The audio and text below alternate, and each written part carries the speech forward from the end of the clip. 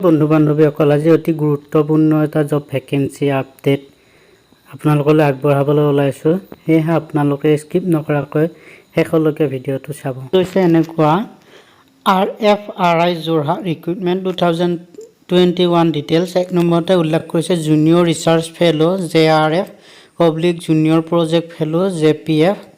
ইয়াতে name of প্ৰজেক্টৰ নাম উল্লেখ কৰিছে all India coordinated research project on bamboo বুলি। ইয়াতে কোৱালিফিকেশ্যন বিচাৰিছে first class MSc in agriculture forestry with specialisation in plant breeding and genetics বুলি উল্লেখ কৰিছে। ইয়াতে পে স্কেল উল্লেখ কৰিছে NET নেট কোৱালিফাইডৰ কাৰণে JRF পাৰ মান্থ আছে 31,000 প্লাছ থাকিব HRA এডমিছিবল বুলি উল্লেখ কৰিছে। তাৰপিছত নন নেটৰ NET নেটৰ কথা কৈছে JPFৰ পাৰ মান্থ থাকে 20,000 পাৰ মান্থ আৰু প্লাছ থাকিব HRA এডমিছিবল বুলি উল্লেখ কৰিছে। 2 নম্বৰতে আছে প্ৰজেক্ট এছিষ্টেণ্ট। ইয়াতে নেম অফ প্ৰজেক্ট উল্লেখ কৰিছে all India coordinated research project on bamboo বুলি। ইয়াতে কোৱালিফিকেশ্যন বিচাৰিছে BSc in botany agriculture forestry horticulture বুলি উল্লেখ কৰি দিছে। এইকেইটা কোৱালিফিকেশ্যন আপোনাৰ থাকিলে এপ্লাই কৰিব পাৰিব। তাৰপিছতে আছিলে 3 নম্বৰতে উল্লেখ কৰি ইয়াতে পে স্কেলৰ কথা উল্লেখ কৰিছে পাৰ মান আছে 19,000 ফিক্স পে। তাৰপিছত 3 নম্বৰত আছে senior project fellow SPF junior project fellow JPF। তাৰপিছত ইয়াতে প্ৰজেক্ট নাম উল্লেখ কৰিছে all India coordinated research project on bamboo বুলি উল্লেখ কৰিছে। সেম আছে আগেকেইটাৰ দৰে প্ৰজেক্টকেইটা। ইয়াতে কোৱালিফিকেশ্যন বিচৰা হৈছে first class MSc in forestry botany with specialisation in plant breeding and genetics. তাৰপিছত পে স্কেল দিছে SPFৰ কাৰণে 23,000 পাৰ মান্থ প্লাছ আছে HRA। তাৰপিছত JPFৰ কাৰণে আছে পাৰ মান্থ 20,000 প্লাছ আছে HRA। তাৰপিছত 4 নম্বৰতে আছে junior research fellow JRF junior project fellow JPFৰ। নেম অফ প্ৰজেক্ট উল্লেখ কৰিছে যে all India coordinated research project on bamboo.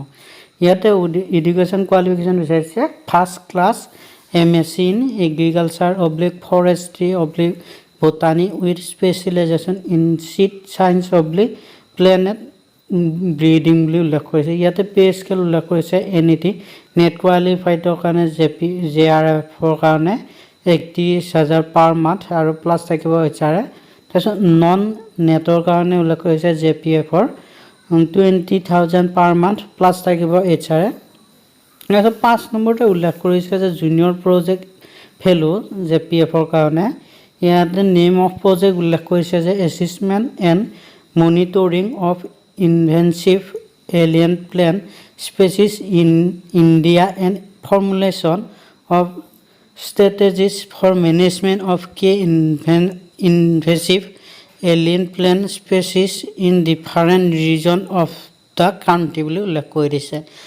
ইয়াতে এডুকেশ্যন কোৱালিফিকেশ্যন বিচাৰিছে যে first class MSc in botany forestry ecology life science agriculture. ইয়াতে পে স্কেল উল্লেখ কৰিছে 20,000 পাৰ মান্থ প্লাছ থাকিব HRA আৰু এডমিছিবল বুলি উল্লেখ কৰি দিছে। ইয়াতে 6 নম্বৰতে আছে জুনিয়ৰ প্ৰজেক্ট ফেলো JPFৰ। ইয়াতে নেম অফ প্ৰজেক্ট উল্লেখ কৰিছে যে assessment and monitoring in invasive alien plant species in India and formulation of strategic management of invasive alien plant species in different region of country বুলি same আছে প্ৰজেক্টকেইটা আগৰটোৰ দৰে। তাৰপিছত education qualification বিচাৰিলে যে junior প্ৰজেক্টৰ কাৰণে first class MSc botany forestry life science agriculture. ইয়াতে উল্লেখ কৰিলে চেলাৰী কথা পাৰ মান্থৰ 20,000 প্লাছ থাকিব HRA। তাৰপিছত 7 নম্বৰতে আছে যে জুনিয়ৰ প্ৰজেক্ট ফেলো JPFৰ কাৰণে ইয়াতে নেম অফ প্ৰজেক্টটো এইটো বেলেগ প্ৰজেক্ট হয়, এইটো আগৰকেইটাৰ দৰে নহয়। ইয়াতে উল্লেখ কৰিছে developing seed testing and seed storage protocol of selected forestry species from diverse forest types to forest ৰেংকৰ কাৰণে হয় টোটেলি এডুকেশ্যন কোৱালিফিকেশ্যন বিচাৰিছে যে first class MSc in agriculture with specialisation in seed science আপোনাৰ যদি সায়েন্সৰ এমএসসি ফাৰ্ষ্ট ক্লাছ পাইছিলে বা agriculture তেনেকুৱা ধৰণৰ আপোনাৰ কোৱালিফিকেশ্যন আছে তেনেহ'লে এপ্লাই কৰিব পাৰিব আৰু পে স্কেল আপোনালোকৰ পাৰ মান্থ আছে 20,000 আৰু প্লাছ এইচআৰএ থাকিব 8 নম্বৰতে আছে জুনিয়ৰ প্ৰজেক্ট ফেলো জেপিএফ ইয়াতে নেম অফ প্ৰজেক্ট এই প্ৰজেক্টটো আগৰকেইটাতকৈ অলপ বেলেগ এই প্ৰজেক্টটো preparation of forest soil health card and under different forest vegetation in all forest division of India ইয়াতে এডুকেশ্যন কোৱালিফিকেশ্যনৰ কথা উল্লেখ কৰিলে যে first class MSc in soil science আপুনি আপোনাৰ সইল সায়েন্স থাকিব লাগিব লগতে environmental science oblique forestry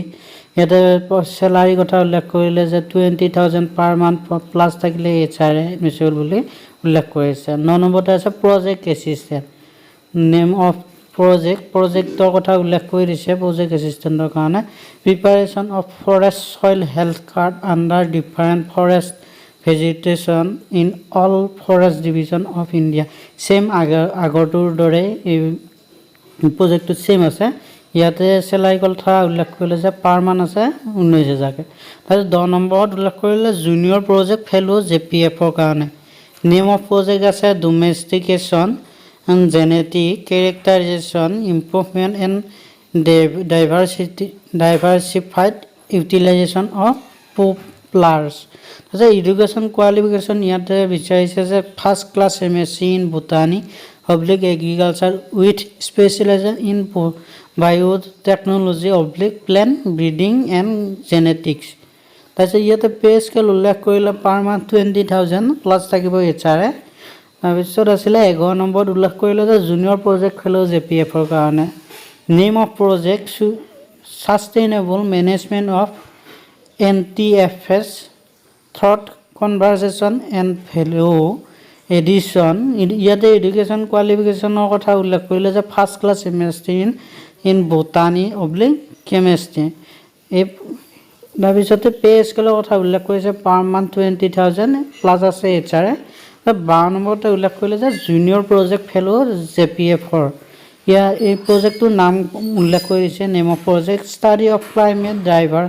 driven effect in India ফৰেষ্টত লং টাৰ্ম মনিটৰিং ইয়াতে উল্লেখ কৰিছে এডুকেশ্যন কোৱালিফিকেশ্যনৰ কথা first class MSc in botany oblique আছে forestry ecology life science agriculture উল্লেখ আছে ইয়াতে পে স্কেল উল্লেখ কৰিলে যে 20,000 পাৰ মান্থ আৰু প্লাছ আছে এইচআৰএ আৰু 13 নম্বৰতে উল্লেখ কৰিছে জুনিয়ৰ প্ৰজেক্ট ফেলো জেপিএফৰ নেম অফ প্ৰজেক্ট আছে প্ৰজেক্টটোৰ নাম হৈছে study of climate driven effect in India ফৰেষ্টত long term monitoring same project হয় আগৰটোৰ দৰে ইয়াতে কোৱালিফিকেশ্যন বিচাৰিছে first class master degree in soil science or master degree in agriculture oblique forestry আপোনাৰ যদি মাষ্টাৰ ডিগ্ৰী আৰু সইল সায়েন্সৰ তেনেকুৱা কোৱালিফিকেশ্যন আছে ফৰেষ্ট্ৰি তেনেহ'লে আপুনি এপ্লাই কৰিব পাৰিব ইয়াতে পে স্কেল উল্লেখ কৰিলে যে পাৰ মান্থ আছে 20,000 প্লাছ আছে এইচআৰএ তাৰপিছত 14 নম্বৰত আছে জুনিয়ৰ প্ৰজেক্ট ফেলো জেপিএফৰ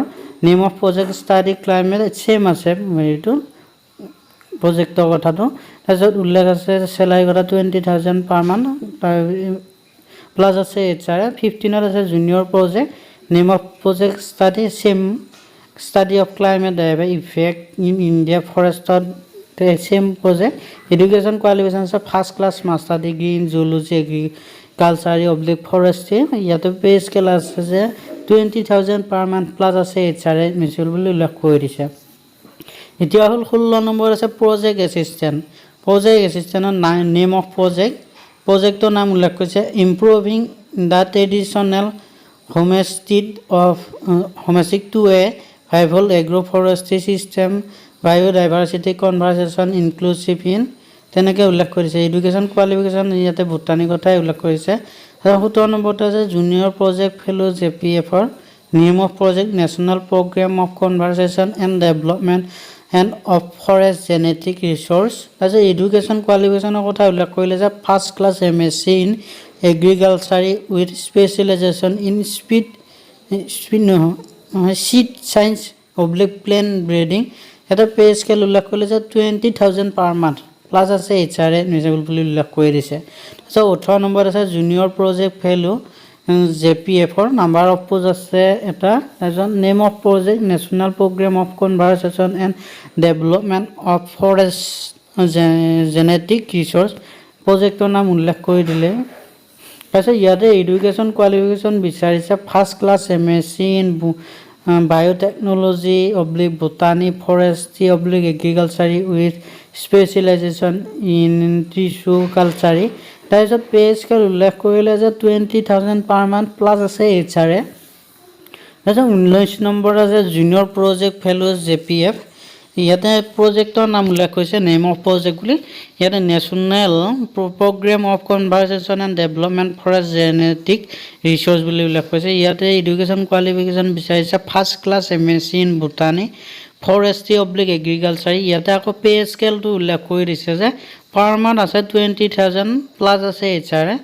এতিয়া কথা হ'ল আপুনি এই পোষ্টকেইটাৰ কাৰণে এপ্লাই কৰিবলৈ আপোনাৰ বয়সৰ সময়সীমা PA কাৰণে 25 ইয়াৰ্ছ দিছে, JPF আৰু JRPFৰ কাৰণে দিছে 28 ইয়াৰ্ছ আৰু SPFৰ কাৰণে দিছে 30 ইয়াৰ্ছ। আৰু ইয়াতে আছে এজ ৰিলেক্সন, তাৰমানে OBC ST ST এনেকুৱা কাৰণে কিছুমান বয়সৰ হেৰি থাকে ডিষ্টেঞ্চটো হেৰি কৰি দিয়ে ৰিলেক্সন কৰি, তাৰ কাৰণে ST SC ওমেনৰ কাৰণে 5 ইয়াৰ্ছ আছে, OBC কাৰণে 3 ইয়াৰ্ছ আছে।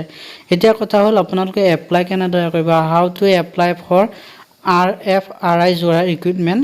ইয়াতে উল্লেখ কৰিছে interested and eligible candidate who fulfil the recruitment must submit duly filled application along with testimonial 9:30 AM to 10:30 AM on the day interview candidate should on.